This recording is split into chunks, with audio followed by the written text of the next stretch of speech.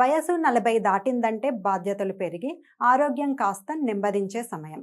ఈ దశలో చేసే చిన్నపాటి ఆర్థిక పొరపాట్లు వృద్ధాప్యంలో పెద్ద భారంగా మారవచ్చు. అందుకే సెకండ్ ఇన్నింగ్స్ను హ్యాపీగా గడపాలంటే ఇప్పుడే కొన్ని కఠిన నిర్ణయాలు తీసుకోవాలి.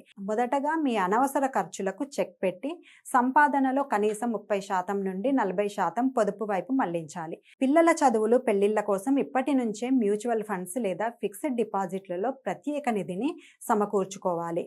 అలాగే కుటుంబం పెద్ద పేరు మీద వార్షిక ఆదాయానికి కనీసం 12 రెట్లు జీవిత బీమా ఉండడం అత్యంత ముఖ్యం. పెరుగుతున్న వైద్య ఖర్చుల దృష్ట్యా కనీసం 10 లక్షల ఫ్యామిలీ హెల్త్ ఇన్సూరెన్స్తో పాటు మరో 20 లక్షల సూపర్ టాపప్ పాలసీ తీసుకోవడం ఉత్తమం. రిటైర్మెంట్కు ఇంకా 15 నుండి 20 ఏళ్ల సమయం ఉంది కాబట్టి దీర్ఘకాలిక పెట్టుబడులు మీకు చక్రవడ్డీ లాభాలను అందిస్తాయి. గుర్తుంచుకోండి, మనం సంపాదించే కాలంలోనే మన కోసం ఒక ఆదాయ మార్గాన్ని సృష్టించుకుంటేనే రేపు ఎవరి మీద ఆధారపడకుండా గౌరవంగా బతకగలం. ఈ ప్రణాళికతో ముందడుగు వేస్తే వృద్ధాప్యం భయం కాకుండా ఒక తీపి జ్ఞాపకంగా మారుతుంది.